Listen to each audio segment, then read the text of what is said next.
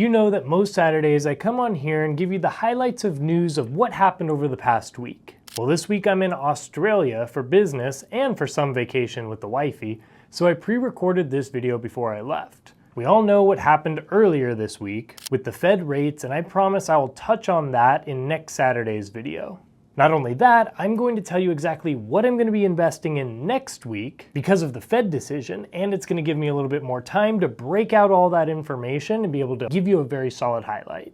For today, I've received this question so many times as to exactly how do I manage my money and divvy up my paycheck. So in this video, I'm going to explain how I did it before I had an emergency fund built up or was maxing out my Roth IRA.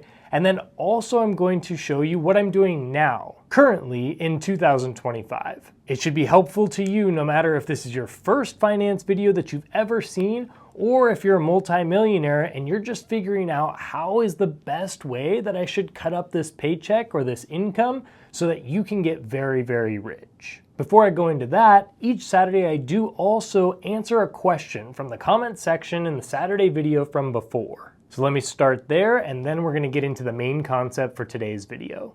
This person asked, I saw a recent interview of Tom Lee speculating that we could have a bull market until 2035. What are your thoughts on this? Well, I do agree with the person that commented right underneath that question saying that Tom Lee is actually pretty spot on. We have to remember that sometimes he does get it wrong. More recently, like in the last year or so, he was really big on small caps and saying that those are going to be the things that outperform by a landslide, and we're still waiting on that. He is fun to watch, and he's pretty much always saying that the stock market is not only going to go up, but it's going to go up like crazy. And so for us investors, we need to be careful because hearing this makes us excited. We like things that go along with our own bias and hope, so we want to believe that Tom Lee is telling the truth.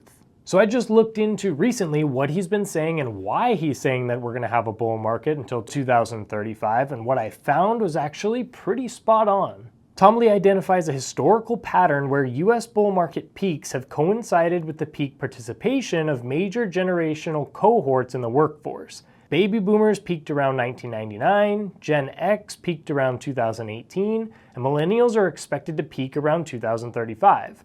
These generational waypoints align with market highs. Thus, as millennials reach their prime working and spending years, Lee expects the bull cycle to continue until around 2035. He also cited specifically the technology and AI boom that we are still yet to experience. Technology leadership. US-led expansion in AI and blockchain is expected to drive major gains, particularly in sectors like finance and healthcare, boosting their share of the S&P 500 significantly. What are your thoughts on that? Comment down below or comment a question that I can answer for you next week. Or if you'd like, comment on how you specifically manage money and how you divide up your paycheck so that we can help others and so that others have a library of not only my thoughts, but also what all of you guys think. All right, so when I started out on this personal finance journey, I didn't have a fully funded emergency fund. I didn't even have a Roth IRA or any type of retirement account. So here's what I did at that point. And just as a recap, I believe that there's certain tiers that people need to hit in order to move on to the next level. So tier number one would be taking the 401k match at your job. It's literally free money. If you make $60,000 per year and they say they're gonna match your contribution up to 3%, then that means you're gonna put in 3% of your paycheck, which will be around $1,800 per year, and then they're gonna give you an additional $1,800 per year.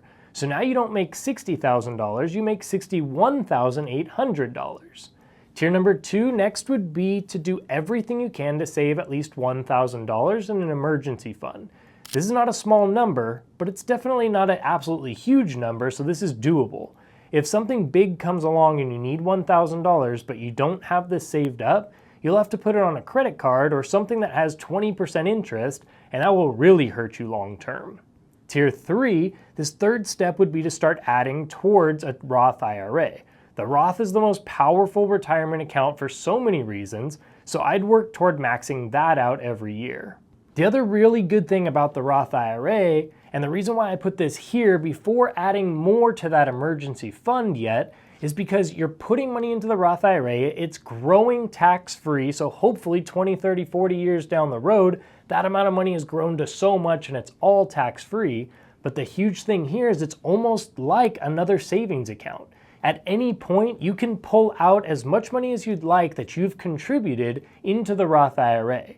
So if you've put in like $50,000 to date and something crazy happens and you don't have an emergency fund that has quite the amount that you need in it, so you need an extra $5,000 from somewhere, you can definitely take it out of your Roth IRA penalty-free because you're allowed to take out anything that you've contributed to it. So this is kind of like a souped up savings account that hopefully you never actually use, you never actually take out any of your contributions, but it should give you peace of mind because there is money there. The fourth tier, next I'd be adding simultaneously to two places. So if you have an extra $1,000 each month, you'd put $500 towards that emergency fund from before to grow that. The goal there is 3 to 6 months of living expenses in an emergency fund long term. Then the second $500 would go to a taxable brokerage account for more liquid style investing. Number 5, the next tiers differ depending on your life stage and needs, but somewhere in here would be things like adding to an HSA, 529 plans for kids, maxing out the 401k at this point, and then more diversification into other appreciating assets like possibly Bitcoin or gold or real estate. So now you understand the tiers and like where I would say that you'd want to put your money. And so when I started investing and I literally had nothing yet, this is how I did it with my paycheck. I'll always start with my tithe. I'm a Christian and I firmly believe that God has blessed me in so many different ways. And so giving back 10% to Him is just a no-brainer for me. So that was 10% of my paycheck. My living expenses equated to about half of my paycheck back then. So now I'm at 60%. I wanted to pay down my school loans and I had a business loan for my first business that I started at the time, and that was about 25% of my pay. So now I'm at 85%. The last 15% I used to fund the emergency fund until I hit $1,000, then I used that to start to put towards my Roth account. I wasn't making a whole lot of money in my first couple of years as a business owner back then, so I didn't really ever get past that stage for those first couple of years, but I did add extra to my emergency fund when I could. I'm glad I was adding to my Roth IRA back then, even if it wasn't being able to max it fully out, because compound interest is on your side and time is your most important ally. But now I'm in a whole different place. And now I do have a fully funded emergency fund. I do max out my Roth, usually right at the beginning of the year or end of the year. And I do this process called a backdoor Roth IRA based off of my income limits at this point. So now my monthly looks much different. I promise you guys, it's not fun, but once you get that emergency fund totally, fully funded, and now you don't have to put any more money into savings if you don't want to, that investment starts absolutely skyrocketing and snowballing to become huge very, very quickly. So now, right now in 2025, here's what it looks like with my income and my paycheck right now. And I know I keep saying paycheck, but obviously whatever it is or however you bring in income, what I'm talking about is my full amount of income. I have a bunch of different income sources, and in a video coming up, I'll talk about all my different revenue streams. But right now, I'm a professor. I also own a jiu-jitsu gym. I have this YouTube channel. I do private financial coaching. I do corporate finance coaching. I run an exclusive Patreon group. And I have real estate income from rental properties. I obviously do make considerably more money now than I did way back then, so my living expenses definitely make up a much small portion of that income. My taxes right now are insane, but that's a whole different story. So first, here's my tithe again. I still give 10% and I'm very happy to do so. Next, my living expenses come out to about 20% of my take-home pay. Then 5% goes into a separate savings account for my wife and I to go on vacations or for experiences.